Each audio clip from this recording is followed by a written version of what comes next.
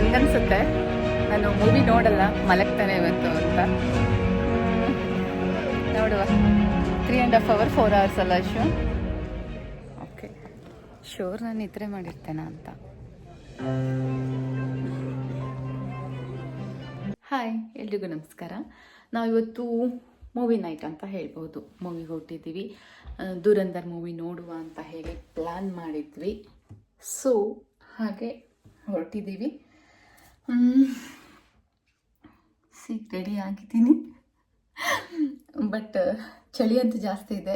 ಒಂದು ದಪ್ಪ jacket ಹಾಕೋಬೇಕಾಗತ್ತೆ. Mirror ರಿಫ್ಲೆಕ್ಷನಲ್ಲಿ video ಮಾಡೋಣ ಅಂತ ಮಾಡ್ತಾ ಇದ್ದೀನಿ, ಹೇಗೆ ಬರುತ್ತೆ ಅಂತ. ಸೊ ಚೆನ್ನಾಗಿ ಬಂದಿದೆ ಅಂತ ಅಂದ್ಕೊಂಡಿದ್ದೀನಿ. ಮೂವಿ ಹೇಗಿದೆ ಅಂತ ರಿವ್ಯೂ ಕೊಡೋದು ಗೊತ್ತಿಲ್ಲ, ಬಟ್ ಮಿರರಲ್ಲಿ ಸ್ವಲ್ಪ ಗಲೀಜಿದೆ, ನೋ ಪ್ರಾಬ್ಲಮ್. ಓಕೆ, ಮಿಕ್ಕಿದ್ದು ಬಂದಮೇಲೆ ವೀಡಿಯೋ ಮಾಡ್ತೇನೆ.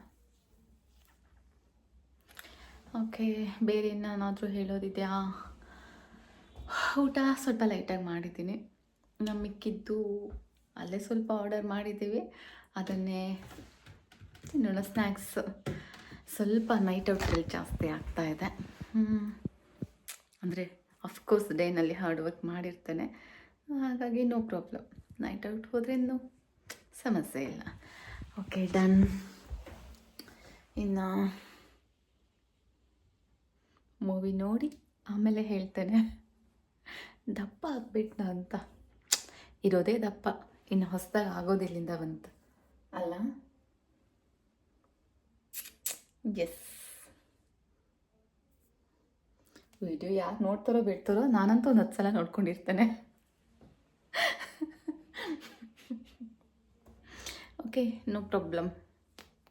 ಬಾಯ್ ಬಾಯ್.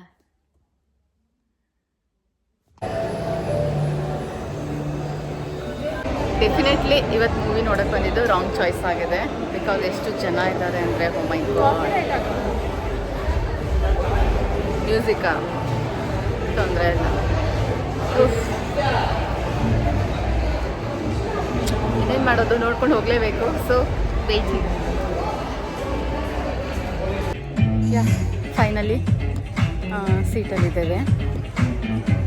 ಒಂದು ಏನು ನನಗೆ ಕನ್ಫರ್ಮ್ ಆಗಿದೆ ಇವತ್ತಂದರೆ, ಎನಿ ಸೆಲೆಬ್ರೇಷನ್ ಯಾವುದೇ ಇದ್ದರೂ ಸಹ ಆ ದಿನ ಬರಬಾರ್ದಾಯ್ತಾ.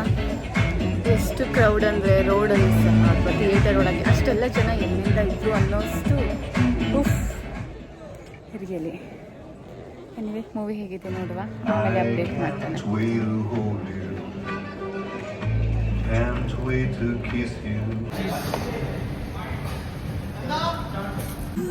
सपने जो अपने हुनर से किसी के